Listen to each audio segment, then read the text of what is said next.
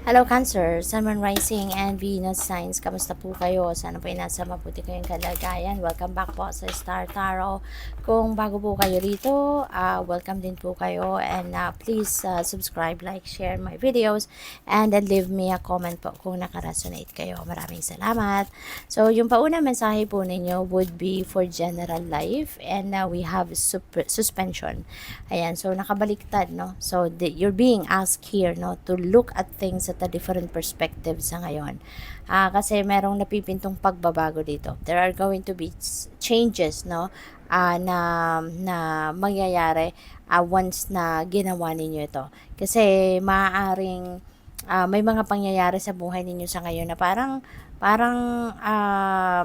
napapansin ninyo na teka lang, parang walang progress, no? Parang hindi umaasenso, parang hindi nagtatribe yung ginagawa ninyo, parang hindi nag-grow kayo kung ano man ang, kahit ano man ang gawin ninyo, no? So maybe now is the time that you create some change, no, sa buhay ninyo. Kasi ano to, depende yan sa inyong sitwasyon. It could resonate sa relationship, it could resonate sa trabaho, sa hanapbuhay ninyo, sa source of income ninyo, sa pamilya. It could be in anything, no? But na kung ano man, no, yung mga bagay na sa tingin ninyo parang na-stagnate na, yung parang hindi na gumalaw, yun na lang, no, yun at yun na lang ang nangyayari, no, na parang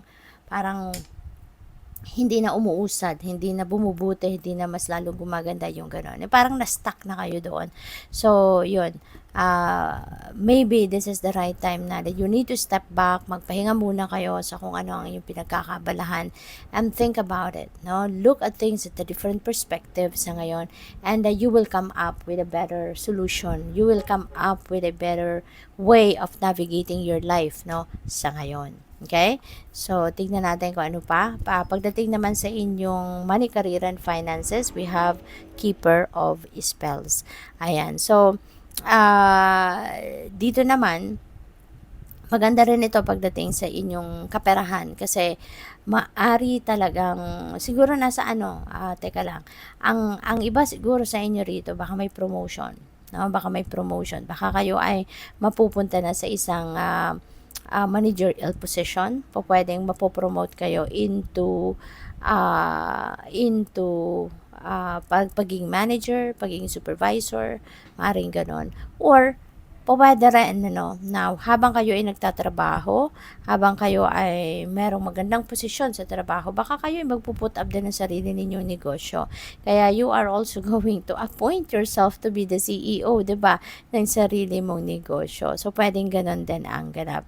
Kayo you have that fiery energy, no? Kaya kung ano yung iniisip ninyo, ano yung plano ninyo, or ano yung ini-envision ninyo for yourself, na gusto ninyong marating, gusto ninyong ma-achieve, gagawin nyo yan. No, gagawin ninyo yan. At saka, very charming kayo, very magnetic kayo, kaya maraming tao din yung kusang lalapit sa iyo para tulungan ka, para suportahan ka, mag-volunteer, kumbaga, no, na suportahan ka sa kung ano man ang inyong mga gagawin, no? So, whether that is business, or kahit sa trabaho, yung mga subordinates ninyo, talagang very supportive of you, no, sa kung ano man ang mga plano ninyo, no. So, good luck. Pagdating sa inyong relationships, we have 4 of challenges. Ayan. So, may pagod, no, siguro na nararamdaman kasi this is 4 of swords. So, maaring napagod na kayo rito. Maaring meron kayong kinakapaguran sa inyong relasyon. Pwedeng hindi kayo nagkakaintindihan ng inyong person, maaaring nag-aaway kayo lagi, maaaring hindi kayo nagkakaintindihan, hindi kayo nag-agree on one thing, pwede rin na hindi kayo nagkakasundo, no, sa maraming bagay. Kaya siguro nai-stress ka. No, maaaring nai-stress ka na sa samahan ninyong dalawa ng inyong person dito, no? Kaya siguro kailangan mo din dito na magpahinga. Okay? Kailangan mo na magpahinga, step back muna kayo sa problemang ito. Mag-me time ka, no? Mag-me time ka kasi maaaring overwhelmed ka na din sa problema at saka sa trabaho or kung ano pang mga bagay-bagay ang pinagkakaabalahan mo. Maaring kailangan mo din na magpahinga muna para makapagmuni-muni ka, makapagnilay-nilay ka, and you would come up with a better solution dito sa kung ano man ang pinoproblema ninyo sa inyong relationship, no? So, tignan natin kung ano yung, kuha tayo ng mga clarifiers dito. Tignan natin kung ano pa ang mga mensahe na makukuha natin dito for each, area of life. At saka before that, maraming salamat po sa suporta ninyo sa aking channel. Thank you for subscribing. Thank you for your likes, no, and pag-share, at saka sa mga nagdo-donate, no, by sending me super thanks. Maraming salamat, pati na rin sa mga hindi nag-skip ng ads. Maraming salamat din po for your support. And also, no, sa tawag dito, yung ano pala, remind ko lang kayo yung channel memberships, no, bukas na rin po kung interesado kayo. So, for suspension, we have 6 of Pentacles. Ayan. So, kung ano ang kailangan ninyong support dito. Maari kasi ng iba sa inyo hindi pera ang kailangan, kundi kailangan ninyo ng taong mapagsasabihan, kailangan ninyo ng opinion ng iba, kailangan ninyo makarinig ng ibang perspective, maaaring kailangan ninyo rito ng advice, no, ng ibang tao. Maybe that's what you need, no, at hindi pera. Kaya whatever that is, no, na kailangan ninyo, rest assured na ma-receive ninyo yan. Rest assured that you are going to experience kung ano man yung kailangan ninyo. Makukuha ninyo yan, no? Maybe there are people, kahit hindi ka siguro lumapit sa iba, yung mga close friends mo, no, they would know, no, kung anong pinagdadaanan mo sa buhay. Kaya, pwede rin na humingi ka ng tulong sa kanila. At kung mayroon mang nag-o-offer sa inyo ng tulong, nag-o-offer sa inyo ng advice, or kung ano pa man, ano, bigyan mo din ng pagkakataon ng sarili mo na tanggapin yon, no? Maging open ka din para sa kanila, no? So, dito naman, sa 9 of Cups, ayan, pagdating sa inyong trabaho, so, magiging masaya ka, no? You will be happy sa ano man ang magiging posisyon mo sa trabaho, ano man yung magiging kalagayan mo, pangkaperahan, ano, you will be happy. Maaari din na yung promotion na to, no, kung mapopromote nga kayo, this could be your dream, no, this could be your wish, no, at ito na ibibigay sa'yo. Kasi si 9 of Cups, this is a wish fulfillment, no, energy.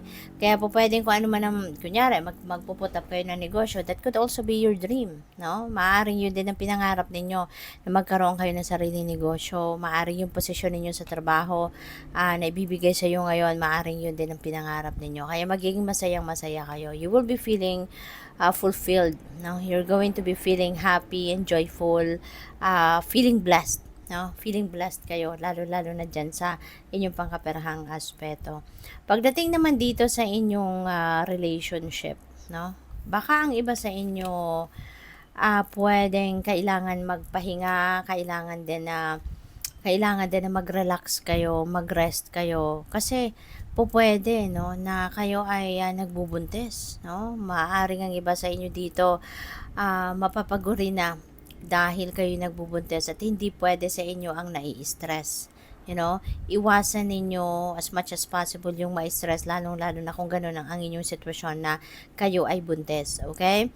Or kayo ay nagsisikap na mabuntis, kasi maybe ang iba sa inyo matagal nyo na din na pinangarap na magkaanak, no? At ngayon maybe you are nag-workout kayo para nagpapa-workup kayo sa doktor para magbuntis kayo. So bawal sa inyo ng may stress, ano? Kaya kailangan maging aware kayo, no, sa mga nangyayari sa buhay ninyo as much as possible. I-manage ninyo ng maayos, no, yung sitwasyon ninyo, alagaan ninyo ang inyong sarili. Okay? Kasi kung stressful ang inyong sitwasyon, ano, hanapan ninyo ng solusyon yan na maiwasan ninyong ma-stress kayo at hindi yan makakatulong sa inyong sitwasyon. So, kung ano man kung may kunyari may problema nga kayo, sa inyong relasyon, may problema kayo sa inyong person, sa inyong samahan, you know, pag-usapan, no? Pag-usapan, kasi wala namang problema na hindi na aayos sa magandang pag-uusap. Wala namang problema na hindi ninyo malalagpasan, 'di ba? At sa isang magandang pag-uusap. Kaya ayun, ano kayo, pagsikapan ninyo, okay, na kausapin yung inyong person kung mayroong problema para hindi kayo magsa-suffer, no, for anxiety or kung ano man, no, na maging tawag dito, hindi makakatulong, no, sa inyong pagbubuntis kung kayo ay nagbubuntis. Okay? So, but of course, hindi yan para sa lahat. Okay? Na mensaheng yan. Kaya just take as it resonates po. So, final message ni Cancer would be passion, burning with life's passion. So, ayan, tapos nasa tapat niya si Keeper of Spells. Kaya definitely, talagang kung ano man ngayon, you're going to be very passionate about what you are going to do or what you are doing pagdating sa inyong money, career, and finances. Talagang siguro ang karamihan sa inyo, ang focus ninyo is trabaho, no? Paghanap buhay, pagninegosyo. So, there's a lot of passion na binubuhos ninyo dyan sa inyong kaya hindi malayo magtagumpay talaga kayo, no? At yung mga lahat ng pagsisikap ninyo ay talagang yan ay magbubunga, lalo-lalo na sa area of life na yan. Kaya good luck po. Thank you for watching. Love and light. Namaste.